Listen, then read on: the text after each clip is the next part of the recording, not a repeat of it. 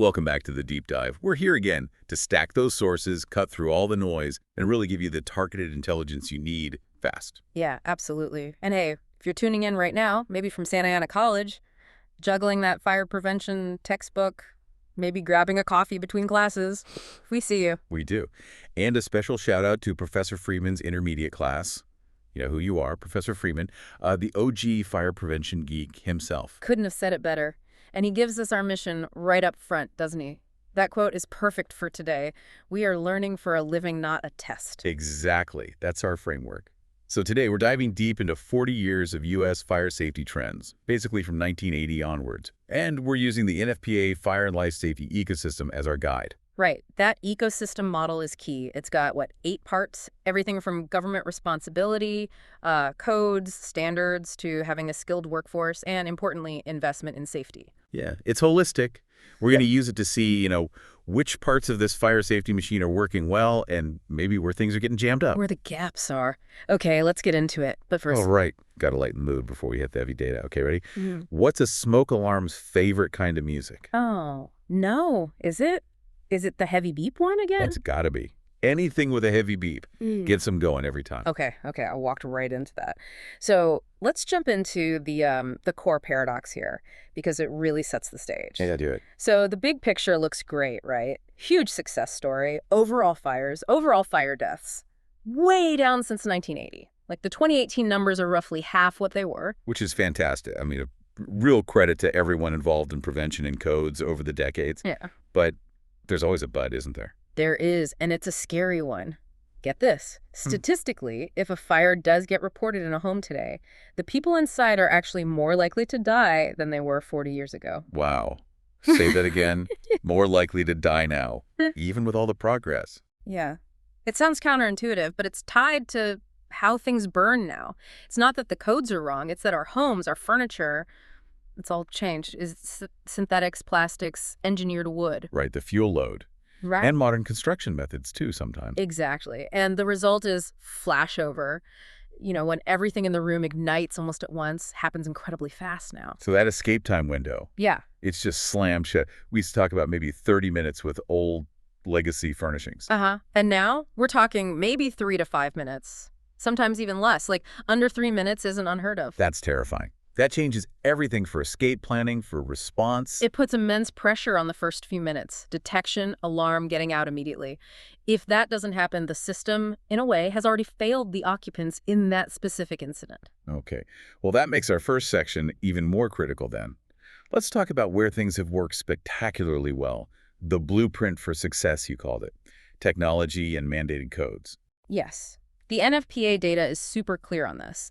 The absolute best results come when we implement fire safety tech through mandated codes and standards. Not optional, but required. And the star player here has to be the smoke alarm. Without a doubt. Yeah. The biggest single success story in residential fire safety, think about it. 1970, maybe only 4% of U.S. homes had detectors. Just 4%. Wow.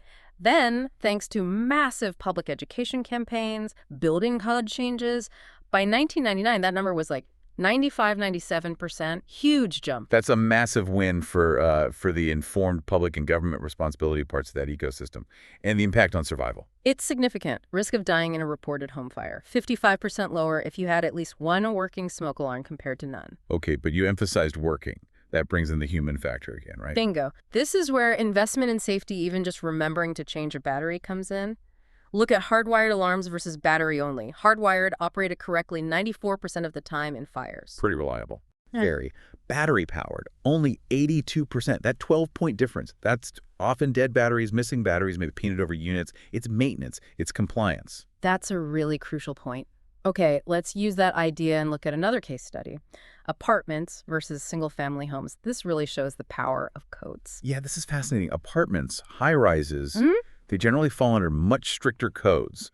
More requirements for things like fire-rated walls, suppression systems sometimes. It makes sense, higher density of people. Right. So what do the numbers show? Did it work? It absolutely worked. For apartments, the fire death rate per 1,000 reported fires plummeted. It went from 7.1 back in 1980 down to 4.2 by 2018. Significant drop. So wait, hold on. Are you saying people are statistically safer from fire death in like a regulated apartment building than in their own detached house? Well, yeah. Look at the flip side. 1- and 2-family homes, which often have less stringent codes, especially for older existing buildings, their death rate actually went up. Up. From that same 7.1 in 1980 up to 8.5 by 2018. Wow. Okay, students, let that sink in. Codes matter. Enforcement matters. They directly impact survival rates. So the solution, really, for bridging that gap is suppression. Sprinklers. That's the gold standard, especially when combined with detection. When sprinklers were present in home fires, they worked 95% of the time. And when they worked, they controlled the fire effectively 97% of those times. Incredible effectiveness. And the bottom line, the death rate is 86% lower in homes that have both sprinklers and working hardwired smoke alarms. The success in apartments basically proves the concept. Makes a powerful case for mandating them everywhere, especially in new construction. Okay, so Section 1. Codes and tech work when mandated and maintained. Now, Section 2, where do things get trickier? The persistent challenges, often involving human factors. Right, and the first one is cooking. It's kind of the outlier that just won't quit. Huh? Well, think about all the major fire causes. Heating, electrical, smoking. They've all generally trended downwards in terms of number of incidents. Cooking. It's the only major cause that resulted in more fires and more fire deaths in the 2014-2018 period compared to the early 80s. More rest, still. Yeah. Even with safer appliances, theoretically. Yep.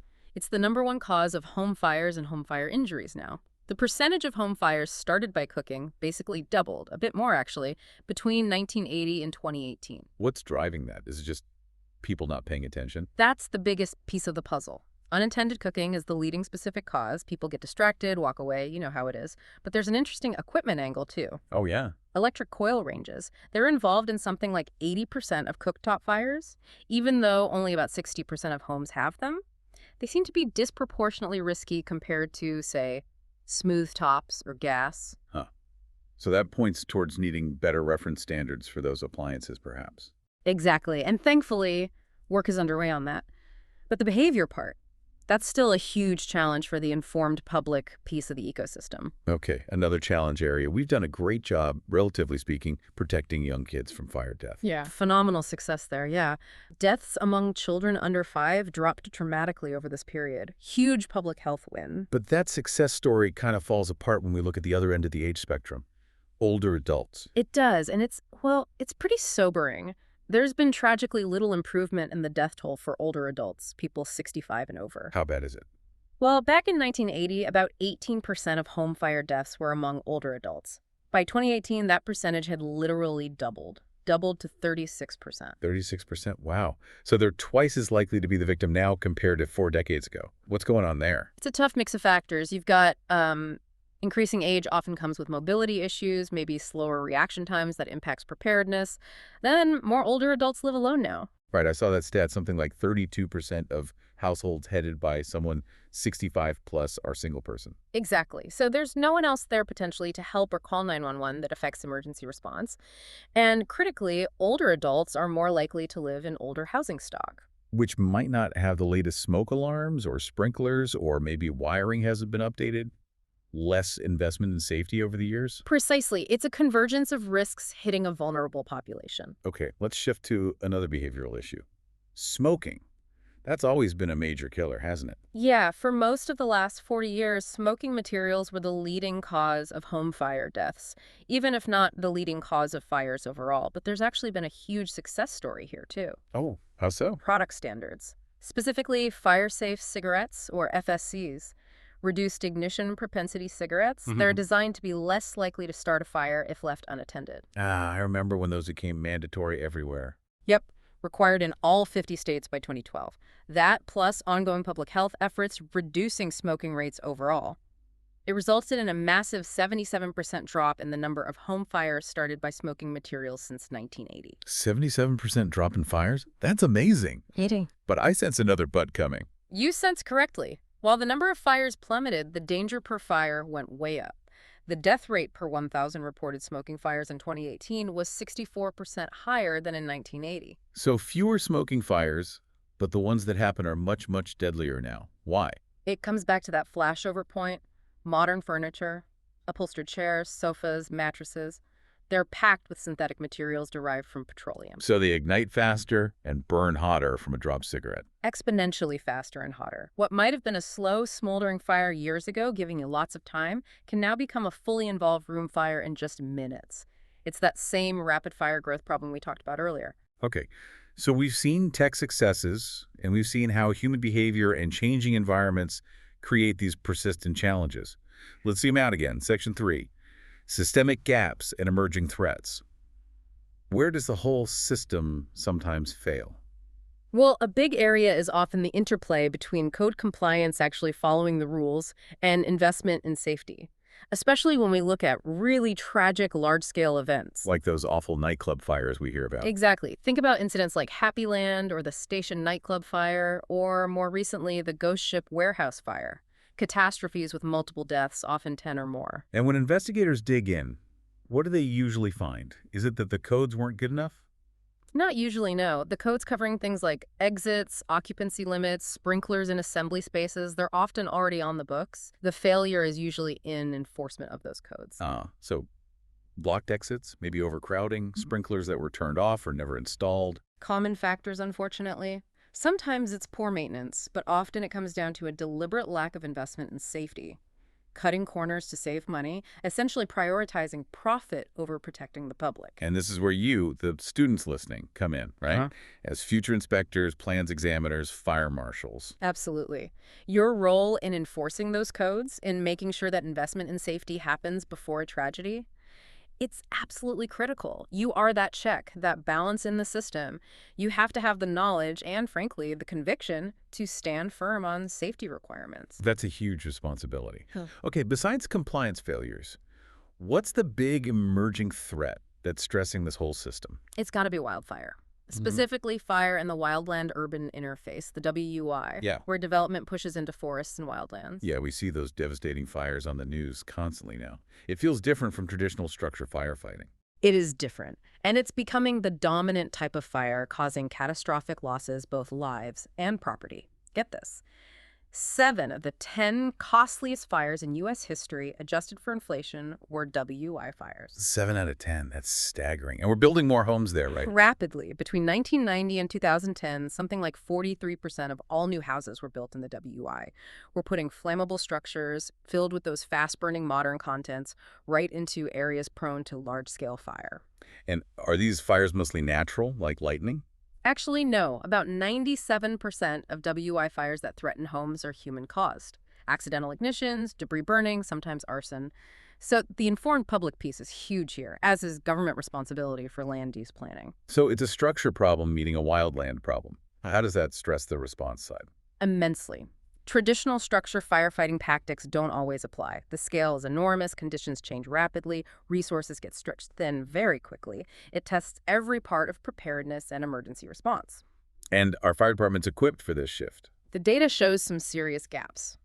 A large percentage of departments doing wildland firefighting haven't formally trained all their personnel for it.